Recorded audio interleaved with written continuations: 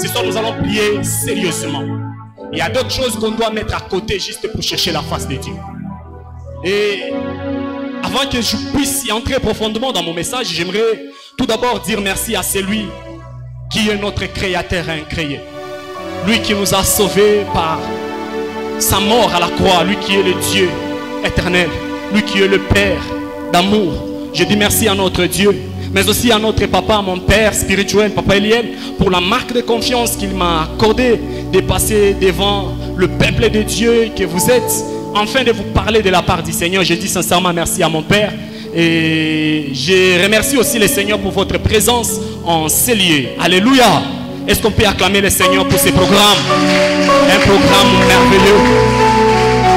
Alors j'aimerais, sans plus tarder, puisqu'on va prier sérieusement après ces moments de partage, qu'on puisse aller dans les livres d'Ésaïe. Je vous propose des tests. Le premier test, c'est le test qui accompagne ces programmes où on a tiré les thèmes. Et le deuxième test, ça sera le test qui va accompagner mon message.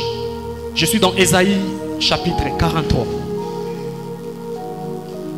Notre premier test, Ésaïe 43 à partir du verset 18 jusqu'au verset 19. La Bible déclare: ne pensez plus aux événements passés et ne considérez plus ce qui est ancien. Voici, je vais faire une chose nouvelle sur le point d'arriver. Ne le connaîtrez-vous pas? Je mettrai un chemin dans le désert et de fleuves dans la solitude. Et le deuxième test, c'est Luc chapitre 23. Luc 23, nous prenons à partir du verset 32. Luc chapitre 23, à partir du verset 32, nous allons nous arrêter au verset 43. La Bible dit: lorsqu'ils firent arriver, plutôt, on conduisait en même temps des malfaiteurs qui devaient être mis à mort avec Jésus. Lorsqu'ils firent arriver au lieu appelé Grand, et ils crucifièrent là, ainsi que les deux malfaiteurs, l'un à droite, l'autre à gauche. Jésus dit: Père, pardonne-leur car ils ne savent pas ce qu'ils font. Ils se partagèrent ses vêtements en tirant au sort. Le peuple s'était né et regardait. Le magistrat s'est moqué de Jésus, disant: il a sauvé les autres et qu'il se sauve lui-même, si il est le Christ, le Fils de Dieu. Les soldats aussi s'est moqué de lui, s'approcha et lui présenta du vinaigre. Il disait: si tu es le roi des Juifs, sauve-toi toi-même. Il y avait au-dessus de lui cette inscription: celui-ci est le roi des Juifs. L'un des malfaiteurs crucifiés l'injurièrent, disant: ne tue pas le Christ, sauve-toi toi-même et sauve-nous. Mais l'autre les reprenait, disait: ne crains-tu pas Dieu, toi qui subis la même condamnation? Pour nous, c'est justice, car nous recevons ce qu'on mérite, ce qu'on méritait nos crimes, mais celui-ci n'a rien fait de mal. Et il dit à Jésus: souviens-toi de moi quand tu viendras dans ton règne. Jésus lui répondit: je te l'ai dit en vérité, aujourd'hui tu seras avec moi dans le paradis. Alléluia. Je viens dire à quelqu'un: ta nouvelle saison, c'est aujourd'hui. C'est aujourd'hui que le Seigneur va t'accorder une nouvelle saison. Si tu n'as pas vécu cela au début de cette année, sache que ça t'attendait à la fin de l'année. Et le Seigneur a décidé de te l'accorder ça aujourd'hui. Alléluia. Alors j'aimerais être plus rapide dans mon message, puisque je vous ai promis de prier sérieusement ce soir. Et tout d'abord, nous devons savoir à ce qui concerne les saisons, c'est que ce Dieu, comme on nous a parlé par plusieurs intervenants qui ont passé ici avant moi, vous devez savoir que Dieu est l'auteur des saisons et l'homme est le consommateur des saisons. C'est Dieu qui crée des saisons, mais l'homme est là pour jouir des saisons que Dieu a créées. Et ce soir, j'aimerais dire à quelqu'un: personne ne jouira de la saison que Dieu a prévue pour toi. Tu es l'unique auteur qui va jouir de cette saison que Dieu a prévue à ta vie. Personne ne peut prendre ta saison. Et vous devez aussi savoir une chose par rapport à ce qui concerne les saisons. Dieu, c'est un Dieu, comme on nous a parlé par les orateurs précédents, il est le Dieu des saisons. Il fait des choses, il fait chaque chose à son temps, dit Ecclésiaste. Et dans ce texte où nous venons de lire, dans Luc chapitre 23, il y a une chose que j'ai compris, c'est que à la croix de Jésus, c'est le lieu où tout homme peut expérimenter sa nouvelle saison. À la croix de Jésus, personne ne peut être privé. Lorsqu'il regarde cette croix et il avance avec foi, ne peut être privé d'une nouvelle saison. Peu importe ce que tu as connu dans le passé, les échecs, les blocages, la malédiction, tout ce que tu as connu dans le passé, lorsque tu regardes à la croix de Jésus, sache que tu es sur un lieu où les saisons changent. J'aimerais dire à quelqu'un, si tu n'avais pas l'adresse où les saisons changent, c'est la croix de Jésus. Regarde à la croix. Si tu commences à regarder à la croix à partir d'aujourd'hui, il y a des choses qui vont commencer à changer dans ta vie. Un homme chante, il dit, je n'ai jamais vu un homme qui passe à la croix et reste le même. Bien-aimé, personne ne peut passer à la croix de Jésus et sa vie reste la même. Quand on passe à la croix, la saison change. Alléluia. Alors j'aimerais vous donner des principes pour expérimenter sa nouvelle saison. Le premier principe que nous devons savoir, c'est que personne ne peut vivre une nouvelle saison sans la foi en Jésus. Si nous voulons vivre la nouvelle saison, nous avons besoin de la foi en Christ.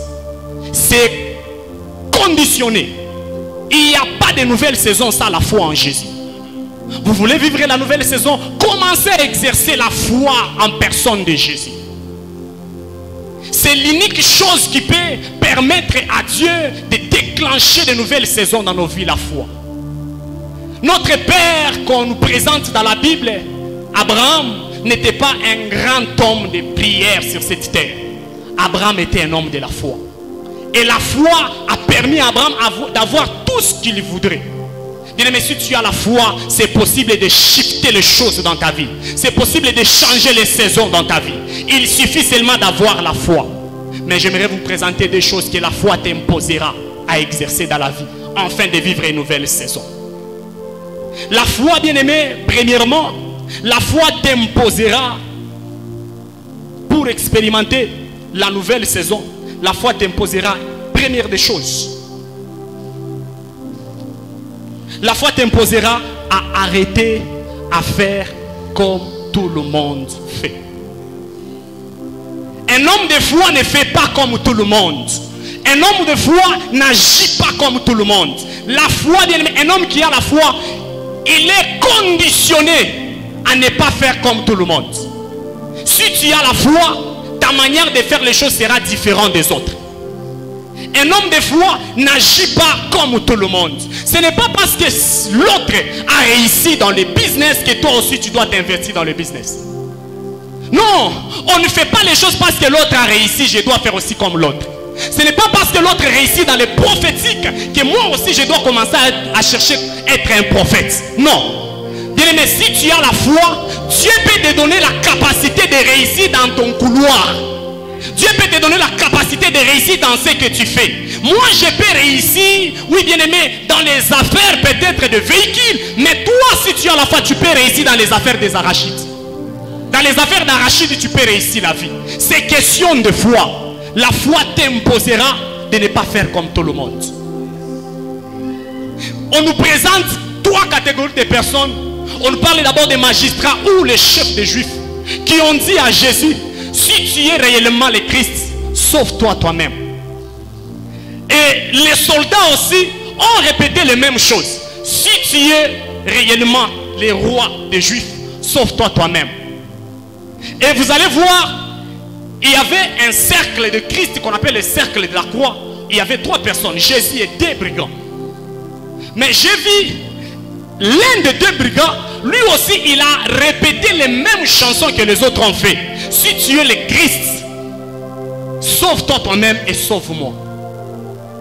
Et vous savez, ce qui m'a beaucoup choqué dans la pensée de cet homme pensait que Jésus avait la mission d'aller se sauver à la croix. Non, Jésus n'avait pas la mission d'aller se sauver à la croix. La mission de Jésus, c'est d'aller triompher à la croix. Il est en train de demander à Jésus de quitter la volonté du Père. Or, Jésus était déjà dans la volonté de Dieu pour notre nouvelle saison. Il est en train de demander à Jésus de quitter la solution pour sa nouvelle saison. Jésus n'avait pas la mission. S'il pouvait se sauver, il allait le faire depuis quand il marchait. Mais il était en train d'accomplir ce qu'il a demandé à Gethsémane. Père, je veux que cette coupe sorte de mon chemin, mais non pas ma volonté, mais la tienne.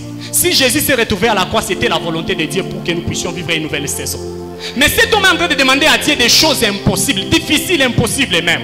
Je me demandais si Jésus pouvait prouver à cet homme et descendre à la croix, quel serait le sort de toi et moi. Cet homme demandait des choses difficiles, même impossibles à Jésus. Bien-aimé, lorsque tu as l'habitude de faire comme tout le monde, sache que c'est un frein pour expérimenter une nouvelle saison.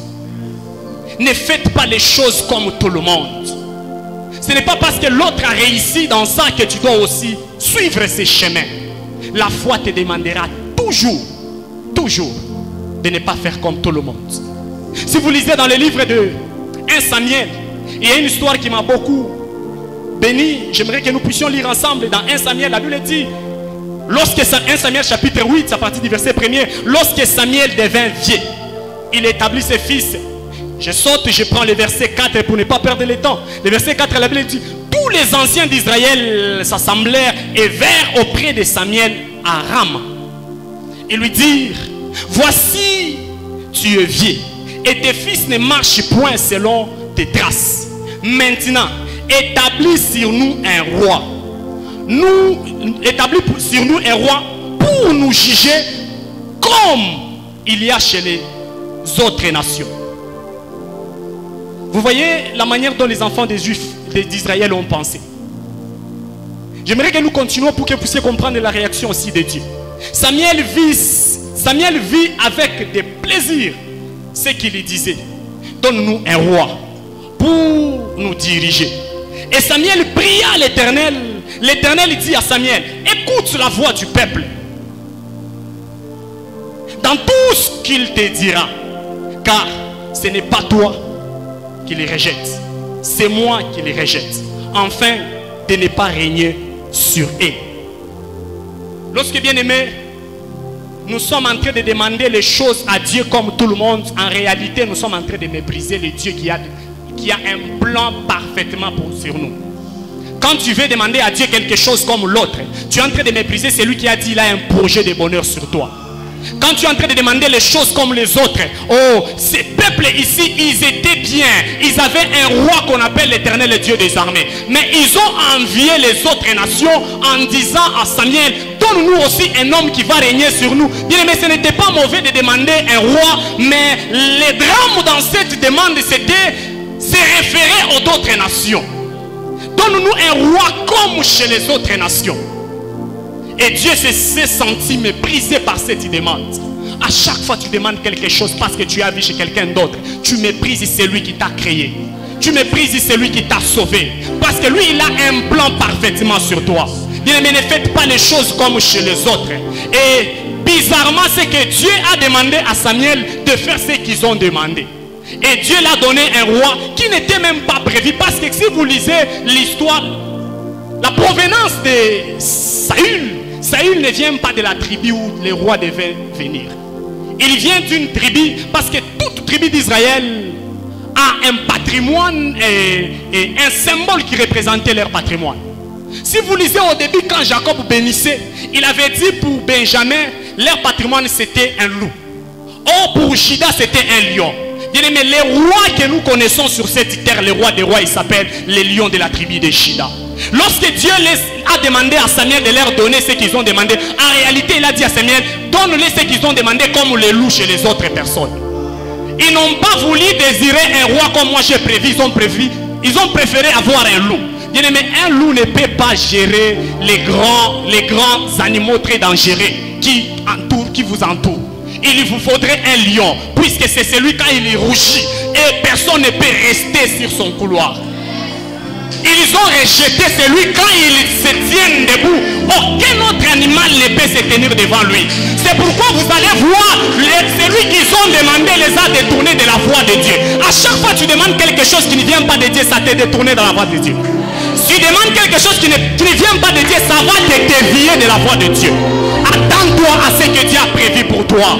La foi t'interdira de demander comme toute autre personne. La foi t'interdira d'envier les autres. Parce que Dieu a déjà prévu quelque chose à toi. Tu as besoin de la foi, mon frère. Tu as besoin de la foi pour réussir et pour entrer dans ta nouvelle saison.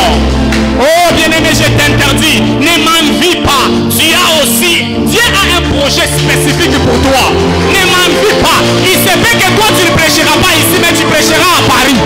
Il se peut que toi tu ne prêcheras pas ici, tu prêcheras au Canada. Alors ne m'envie pas moi qui est ici.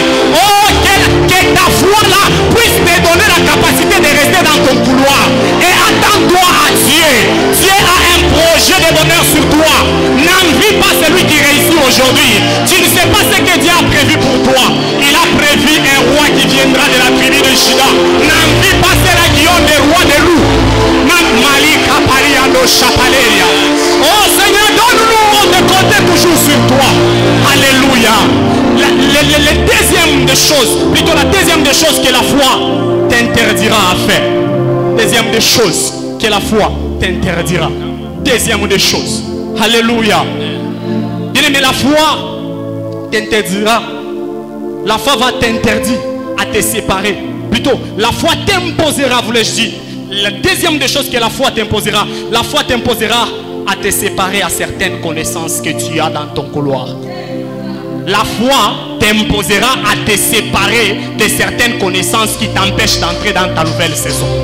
Je vois dans le livre des Hébreux, on nous dit, lorsque Moïse devenu vieux, il a compris que, oh, j'ai un Dieu, le Dieu qui donne tout. La Bible dit, il vivait bien dans la maison de Pharaon. Il était comme, oh, Moïse, on le traitait comme roi. Il pouvait faire seulement les doigts, il claquait seulement les doigts, on amène les chaussures. Il claque seulement les doigts, on amène les vêtements. Mais la Bible dit, il est devenu grand et il a décidé de quitter la maison de Pharaon et aller vivre et se réjouir avec le peuple de Dieu parce qu'il avait les yeux fixés vers les rémunérateurs.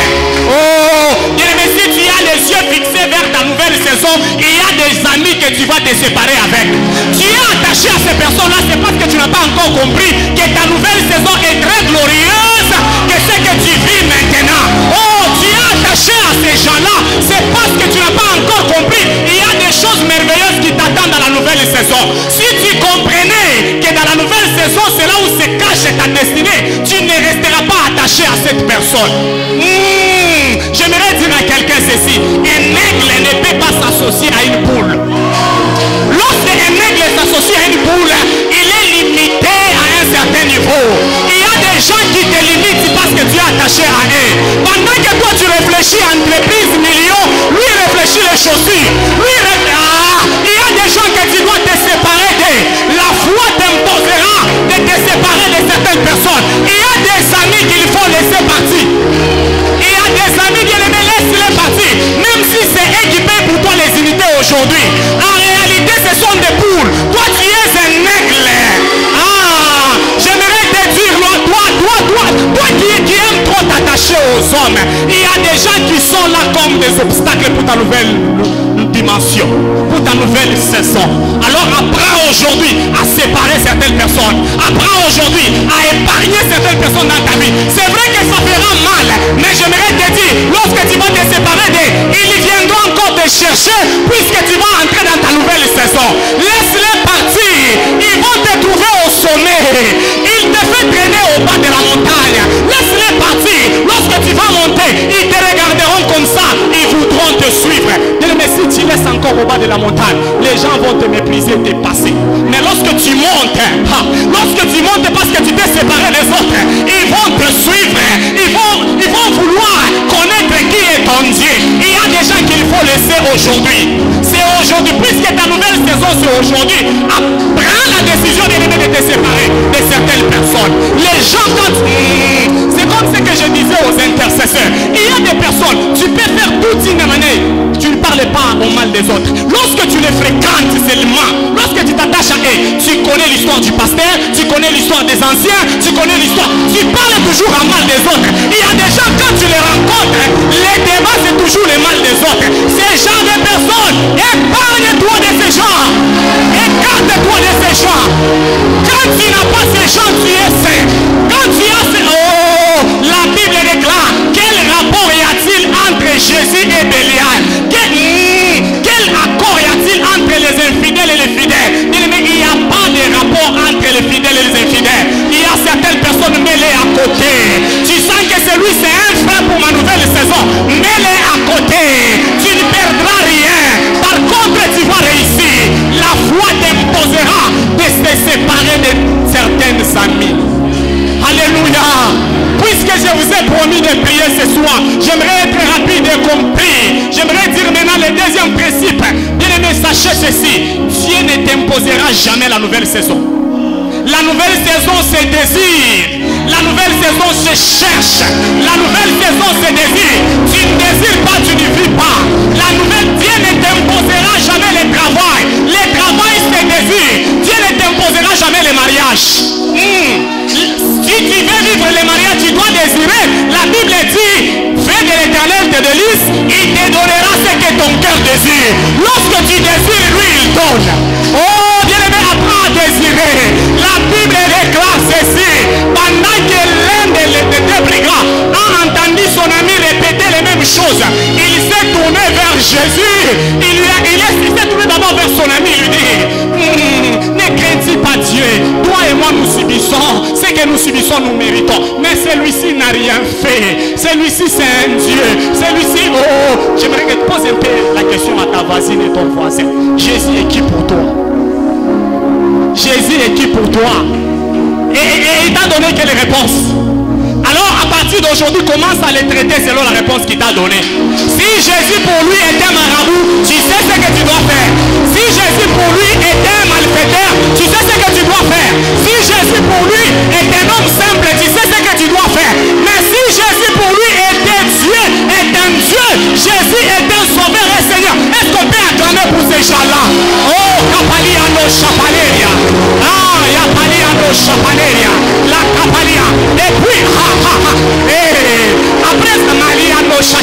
après avoir exhorté son ami que Jésus n'était pas comme tout autre homme, après avoir édifié son ami que Jésus était Dieu, après avoir conseillé son ami que cet homme est différent de nous, après avoir parlé à son ami que c'est lui le créateur incréé, il s'est tourné maintenant vers Jésus et lui dit, Maître, souviens-toi de moi lorsque tu rentreras dans ta gloire.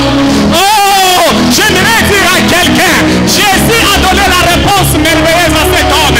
Jésus dit à cet homme, non, pas quand je vais rentrer, c'est aujourd'hui. Ah, ta nouvelle saison c'est aujourd'hui, pas quand je vais rentrer. Non, c'est aujourd'hui, pas quand je vais rentrer, c'est aujourd'hui, ta nouvelle saison c'est aujourd'hui, pas quand je vais rentrer. Hey, ton mariage c'est aujourd'hui, ton travail c'est aujourd'hui, ton ministère c'est aujourd'hui. Oui, tu vas ressusciter aujourd'hui. Tout ce qui est mort dans ta vie connaîtront la vie aujourd'hui, puisque tu as reconnu la seigneurie de Jésus. Et lui en retour, il te dit c'est ce soir que tu vas expérimenter. Est-ce qu'on peut se tenir debout? Nous allons prier avec cette chanson Moya Noli. Oh, j'aimerais dire à quelqu'un en ce lieu, tu ne peux jamais désirer la nouvelle saison si tu n'es pas fatigué de l'ancienne saison. Tu ne peux jamais désirer la nouvelle saison si tu n'es pas fatigué de l'ancienne saison. Fatigue-toi de la pauvreté. Fatigue-toi de la souffrance. Fatigue-toi de la souffrance. Si tu n'es pas fatigué de la souffrance, tu ne peux pas connaître la richesse. Si tu n'es pas fatigué de l'impudicité, tu ne peux pas connaître la sainteté. Si tu n'es pas fatigué de l'alcool, tu ne peux pas connaître la parole de Dieu. Tu dois te fatiguer de l'ancienne vie pour vivre la nouvelle vie. Est-ce que quelqu'un est fatigué? J'aimerais que nous puissions prier et lui dire à Dieu, nous sommes fatigués de cette vie. Nous voulons connaître la nouvelle saison. Je suis fatigué d'être locataire. Je suis fatigué d'être Seigneur mon Dieu mon roi. Oh, dans ma masturbation. Je suis fatigué d'être dans le chômage. Je suis fatigué et je désire la nouvelle dimension, la nouvelle saison. Oui Seigneur, est-ce que quelqu'un peut commencer à prier? Prie.